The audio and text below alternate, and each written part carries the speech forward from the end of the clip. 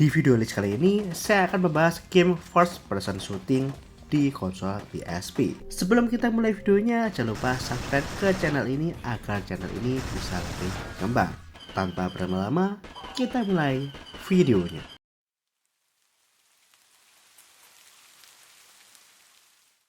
Game pertama ada Ghost in the Shell Standalone Complex.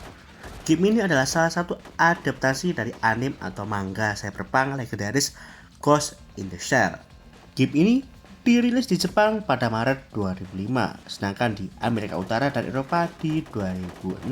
Untuk pengembangnya dari G-Artist dan penerbitnya dari Bandai. Sesuai dengan animenya, maka game ini mengambil latar dunia futuristik yang penuh dengan teknologi sibernetik, AI, dan juga jaringan informasi. Kamu akan bermain sebagai Mayor Motoki Kusanagi, tokoh utama dari Section 9. Akan tetapi, cerita dalam game ini adalah cerita yang original, tidak langsung mengadaptasi dari anime yang ada. Secara grafis, game ini masih termasuk bagus ya untuk ukuran PSP. Apalagi artnya menggunakan gaya khas anime Ghost in the Shell, termasuk cutscene 2D animasi yang bergaya komik digital. Akan tetapi ada beberapa kekurangan di game ini, seperti kontrol kamera yang kadang bikin frustasi. Lalu beberapa misi terasa repetitif dan pacingnya cukup lambat. Game ini bisa ditamatkan kurang lebih sekitar 6-8 jam aja.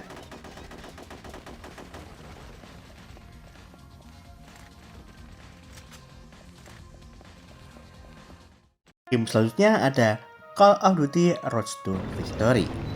Game ini adalah game FPS yang dirilis eksklusif untuk konsol PlayStation Portable. Game ini dikembangkan oleh Mesh Entertainment dan diterbitkan oleh Activision. Game ini dirilis pada Maret 2007. Call of Duty Road to Victory berlatar belakang di Perang Dunia II. Game ini dibagi menjadi 3 campaign utama berdasarkan 3 negara yang berbeda, yaitu di Amerika Serikat, Kanada, dan di Inggris. Game ini mempertahankan gaya FPS tradisional dengan sistem kontrol yang diadaptasi untuk PSP, karena PSP hanya punya satu analog, jadi kontrolnya memang agak menantang ya, sama seperti game FPS lain di PSP. Salah satu yang jadi daya tarik utama di game ini adalah kita bisa menggunakan senjata ikonik dari Perang Dunia Kedua, seperti M1 Garand, Thompson, MP40, dan lain sebagainya. Sedangkan misinya sendiri bervariasi ya, dari sabotase, menyerbu posisi musuh hingga misi stealth. Agar lebih seru lagi, game ini dilengkapi dengan fitur multiplayer, yaitu mode ad hoc lokal untuk 6 pemain.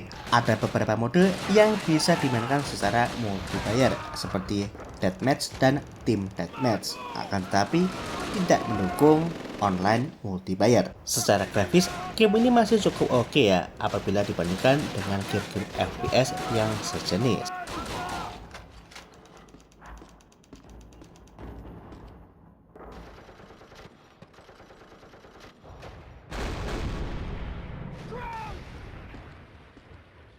Game selanjutnya ada Code Arm Contagion. Game ini dikembangkan oleh Konami dan diterbitkan oleh Konami juga. Dirilis pada tahun 2007 untuk konsol PSP.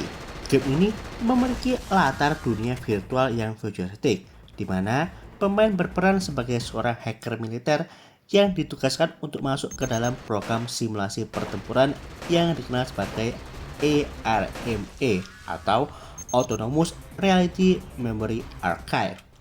Tujuannya adalah menembus sistem ini dan mengatasi berbagai ancaman digital termasuk virus komputer dan sistem pertahanan AI yang telah lepas kendali. Cerita dalam Contagion ini melanjutkan konsep dari game pertamanya, tapi dengan pendekatan naratif yang lebih matang dan atmosfer yang lebih gelap. Di game ini, pemain disediakan berbagai senjata yang cukup beragam. Rata-rata sih senjata yang futuristik ya, mulai dari pistol plasma, shotgun, hingga granat EMP.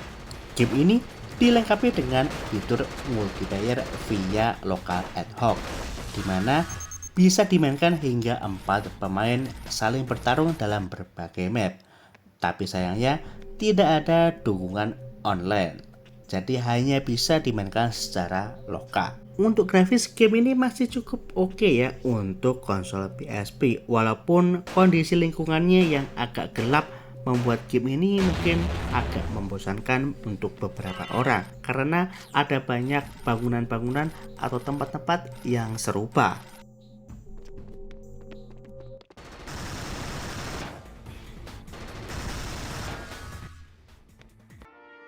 Game selanjutnya ada Medal of Honor Heroes.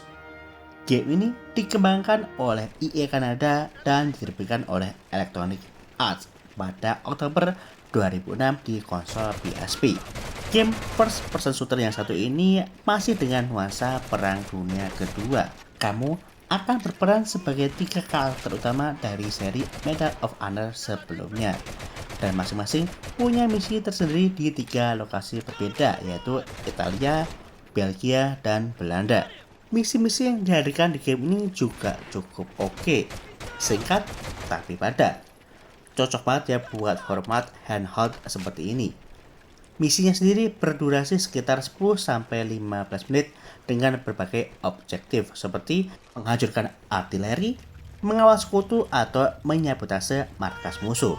Pemain juga diberikan senjata khas Perang Dunia Kedua seperti Thompson, MP40, M1 Garand, sniper rifle, dan lain sebagainya. Salah satu fitur andalan dari Medal of Honor Heroes adalah mode multiplayer-nya, karena bisa online hingga 32 pemain.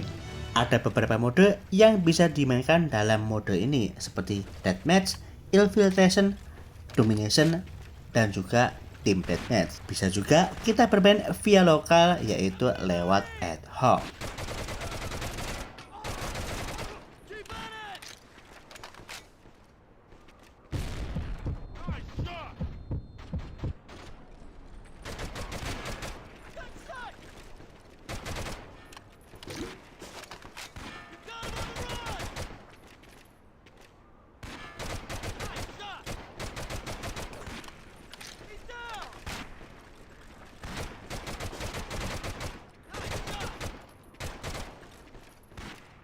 Game selanjutnya ada Star Wars Battlefront 2.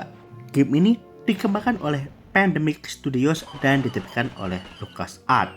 Dirilis di PSP pada tahun 2005. Di antara game-game sebelumnya yang saya bahas, game ini adalah satu-satunya yang bisa kita switch dari FPS ke third person, begitu juga sebaliknya. Tapi untuk mode awalnya itu ada di third person.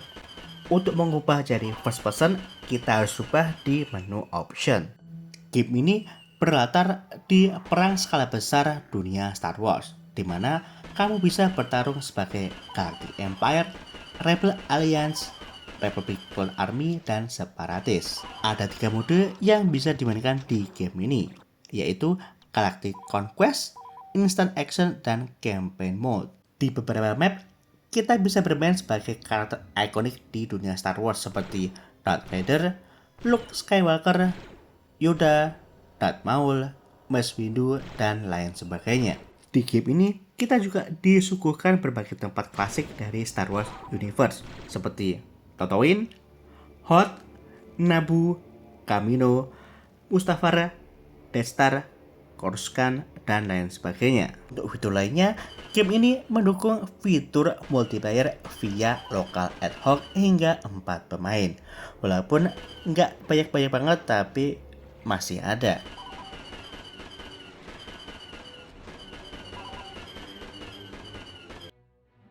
Itu tadi konten 5 game FPS PSP yang bisa kamu mainkan.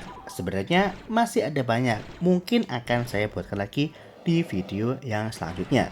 Terima kasih sudah menonton video saya dari awal sampai akhir.